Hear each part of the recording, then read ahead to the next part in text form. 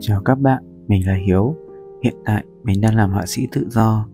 Hành trình của các bạn thời gian qua như thế nào rồi? Chào mừng các bạn đến với những ghi chép về hành trình khám phá bản thân của mình. Trang nhật ký ngày hôm nay sẽ là về quá trình mình gỡ bỏ danh tính cũ của bản thân. Hãy để lại cho mình một like và subscribe để làm động lực cho mình ra thêm các video trong tương lai, cũng như hãy nhấn vào nút chuông bên cạnh để có thể nhận được thông báo mỗi khi mình ra video mới nhé. Mình bắt đầu chặng đường mới chỉ với nhận thức đơn giản rằng công việc văn phòng không còn phù hợp với mình nữa. Mình chỉ muốn được tự do thể hiện cá tính nghệ thuật của bản thân và kết nối với mọi người, mà không hề nhận thức được rằng để bản thân hoàn toàn được tự do thì tâm trí mình cũng cần được giải phóng. Qua hành trình đi tìm mục tiêu cá nhân mà mình đã từng đề cập ở video trước, mình nhận ra công việc nó cũng chỉ là một biểu hiện của tâm thức ở thế giới vật chất. Khi mình vẫn còn chưa gỡ bỏ được suy nghĩ tìm một cách thức để kiếm tiền, thì mọi việc mình làm ở hiện tại cũng vẫn chỉ xoay quanh chuyện làm sao để bán được sản phẩm hay vẽ gì để dễ có người mua. Nếu cứ mãi chạy theo suy nghĩ ấy thì những tác phẩm mà mình vẽ ra cũng vẫn chưa hoàn toàn là những điều mình thực sự muốn theo đuổi. Về bản chất thì mình vẫn chỉ đang cố đi theo những gì mà mọi người thích. Nó vẫn như khi mình còn làm ở văn phòng vậy. Mình muốn tạo ra những tác phẩm có giá trị, nhưng khi nhìn lại những tác phẩm trong thời gian ấy, mình còn chẳng cảm nhận được giá trị gì nhiều ngoài ý niệm cố vẽ để bán chúng lấy tiền. Mình nhận ra rằng các tác phẩm cần được xuất phát từ bản thân, từ những ý nghĩa bên trong mình. Chỉ khi chúng có ý nghĩa với mình thì mới có thể có người nhìn được ý nghĩa bên trong chúng. Điều đó cũng giúp mình nhận thức được rằng ngay cả khi đã bước đi trên con đường mới, nhưng thực chất mình vẫn theo cách thức của con đường cũ, và rõ ràng nó không hề hiệu quả cũng như là phù hợp với chặng đường mới này. Mình hiểu rằng để bước đi trên chặng đường mới này thì mình cũng cần thay đổi và lược bỏ cả những suy nghĩ, cách thức, hành động hay thậm chí là cả những hình tượng cũ của bản thân, những điều mà không còn phù hợp nữa. Nói ngắn gọn thì tất cả những điều ở trên, chúng đều thuộc về danh tính cũ mà mình đã từng khoác lên bản thân. Điều đầu tiên mà mình đối diện trong quá trình gỡ bỏ, đó chính là những nguyên tắc cũ của bản thân. Từ trước đến giờ, mình luôn đặt ra và sống theo những nguyên tắc. Việc tập trung hoàn thành công việc trước deadline, hay là cố gắng thúc đẩy bản thân hoàn thành tốt công việc trong 8 tiếng và thời gian còn lại chỉ để dành cho bản thân, chúng đã giúp mình rất nhiều trong việc sống có kỷ luật và đạt hiệu quả tốt nhất trong công việc.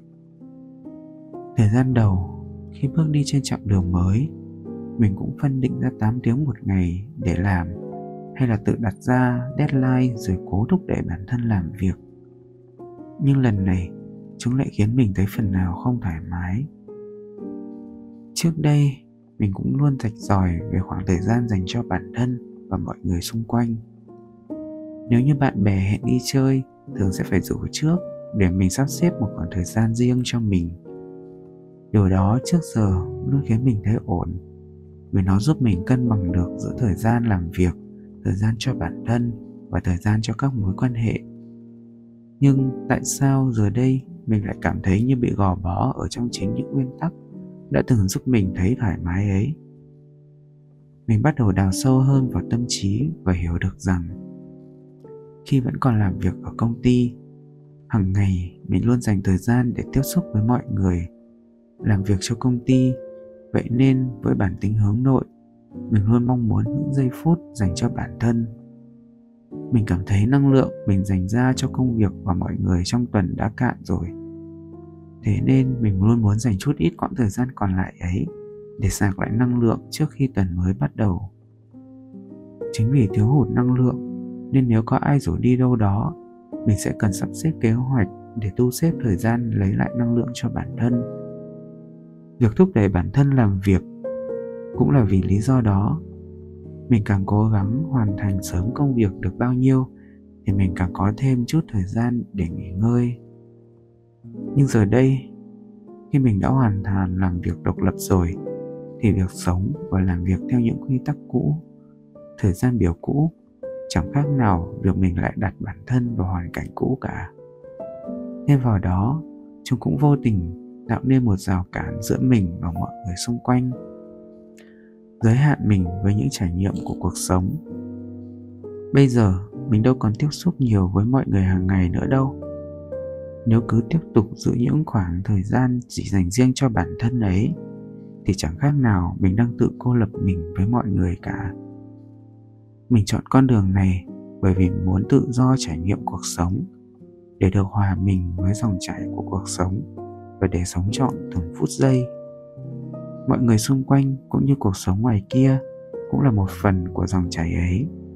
Nếu như mình vẫn khắt khe giữ những quan niệm cũ thì sẽ chẳng khác nào như một con thuyền bị buộc vào bến, mãi mãi không bao giờ có thể xuôi theo dòng nước để cảm nhận làn nước bao quanh bản thân và hướng tới mục tiêu phía trước. Giây phút ấy chính là giây phút mình nhận ra mình cần điều chỉnh lại chúng, buông bỏ bớt đi những nguyên tắc được hình thành từ quá trình xây dựng danh tính cũ của bản thân. Quãng thời gian mình để bản thân thả lỏng hơn cũng là lúc mình cảm nhận được rất nhiều thứ khác từ danh tính cũ dần tách ra khỏi mình. Trước giờ, khi nhắc tới việc chăm sóc bản thân, mình luôn muốn sử dụng những sản phẩm, dịch vụ tốt nhất có thể.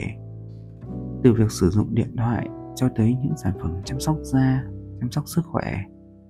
Mình luôn muốn chọn những sản phẩm ở phân khúc cao với nhiều tính năng, công nghệ hay thành phần. Tất cả chỉ vì nó được đánh giá hay giới thiệu là tốt, là vượt trội. Cho tới một hôm mình nhìn lại suốt quãng thời gian sử dụng chúng và chợt nhận ra mình mua thiết bị cao cấp, có nhiều điểm ưu việt, nhưng thực chất mình chẳng dùng đến quá nhiều tính năng được giới thiệu là cao cấp ấy, hoặc là cũng chẳng hề để tâm đến chúng nhiều trong quá trình sử dụng. Mình nhận ra mình đã bị cuốn theo mong muốn chăm sóc bản thân quá nhiều. Có thời điểm mình liên tục tìm và muốn thêm thật nhiều công đoạn vào việc chăm sóc bản thân, lập nên một quy trình chăm sóc, tập luyện nhiều bước nghiêm ngặt. Tất cả chỉ vì mình nghĩ chúng sẽ giúp cơ thể khỏe mạnh. Mình luôn chạy theo ham muốn ấy mà hoàn toàn không để ý tới việc cơ thể mình phản ứng như thế nào, hay là có thực sự cần ngần ấy công đoạn hay không. Mình đã quên mất rằng bản thân cơ thể cũng có những cơ chế bảo vệ, phát triển, phục hồi và vận hành tự nhiên mà không cần quá nhiều sự can thiệp của bên ngoài. Mình tự hỏi liệu nguyên nhân của ham muốn chăm sóc quá mức ấy đến từ đâu và bắt đầu tìm hiểu sâu hơn về ham muốn ấy. Nó cũng tương tự như việc mình chỉ muốn dành thời gian rảnh sau giờ làm cho riêng bản thân vậy. Bản thân là người hướng nội và tôn trọng cuộc sống cá nhân. Vậy nên khi vẫn còn đi làm tại văn phòng, mình cảm thấy thời gian còn lại cho bản thân là không đủ. Chính vì thế mình mong muốn bù đắp lại cho quãng thời gian thiếu hụt ấy. Thời gian thì mình không thể lấy lại, cũng như là tạo thêm hàng ngày được. Vậy nên chỉ có vật chất là cách thỏa đáng nhất. Tuy nhiên thì việc đắp lên bản thân một đống thứ, nó chỉ là biện pháp xoa dịu. Còn vấn đề thực sự của mình nằm ở việc con đường cũ đã khiến mình cảm thấy mệt mỏi. Nếu mình không giải quyết gốc rễ ấy thì có xoa dịu bao nhiêu, mọi thứ cũng sẽ tiếp tục như vậy. Chặng đường mới này đã thực sự giúp mình biết lắng nghe và thấu hiểu hơn về những nhu cầu của bản thân. Nó dạy mình về việc chọn lựa sản phẩm theo đúng nhu cầu và để cho cơ thể vận hành theo bản năng tự nhiên của nó. Giờ đây, những điều không thực sự cần thiết đã được lược bỏ. Mình cảm thấy nhẹ nhõm và khỏe khoắn hơn bao giờ hết. Khi danh tính cũ của bản thân dần được gỡ bỏ, cũng là lúc những hình tượng mà từ trước tới giờ mình xây dựng dần được thay đổi. Từ khi còn bé, mình đã luôn muốn được tự lập, cố gắng tự làm mọi thứ và tránh nhờ vả mọi người xung quanh. Vậy nên mình cũng thường ít khi nhận sự giúp đỡ từ người thân, bạn bè. Mình luôn bị bó buộc trong giới hạn của quan niệm cho và nhận. Vậy nên dù là khi mọi người có đề nghị giúp đỡ, mình cũng thấy ái ngại. Thông qua chặng đường này, tâm trí mình đã được mở rộng và thả lỏng hơn bao giờ hết. Mình biết chấp nhận rằng bản thân cũng cần được giúp đỡ. Thay vì cố gắng khước từ như mọi khi, mình đã có thể đón nhận sự giúp đỡ ấy một cách nhẹ nhàng. Theo một cách nào đó, thì khi mọi người đề nghị giúp đỡ, việc đó cũng là xuất phát từ ý nguyện của họ. Việc mình đón nhận thành ý từ mọi người cũng là một cách giúp mọi người cảm thấy vui cũng như là được đón nhận. Thay vì bó buộc với suy nghĩ mình cần phải trả lại cho họ, thì mình có thể chuyển hóa sự giúp đỡ từ mọi người thành việc giúp đỡ những người khác nữa. Quá trình gỡ bỏ danh tính cũ của bản thân đã giúp mình đào sâu và hiểu rõ hơn về những vấn đề của chặng đường cũ. Nó cũng giúp mình gỡ bỏ và có những thay đổi, điều chỉnh bản thân để chuẩn bị thật tốt cho chặng đường mới này. Hãy cùng chia sẻ câu chuyện của bạn cho mình biết qua phần bình luận nhé. Nếu các bạn quan tâm tới các tác phẩm của mình thì hãy ghé qua link shop mình đặt trong phần mô tả. Cảm ơn các bạn đã xem hết video. Xin chào và hẹn gặp lại các bạn trong những video sau.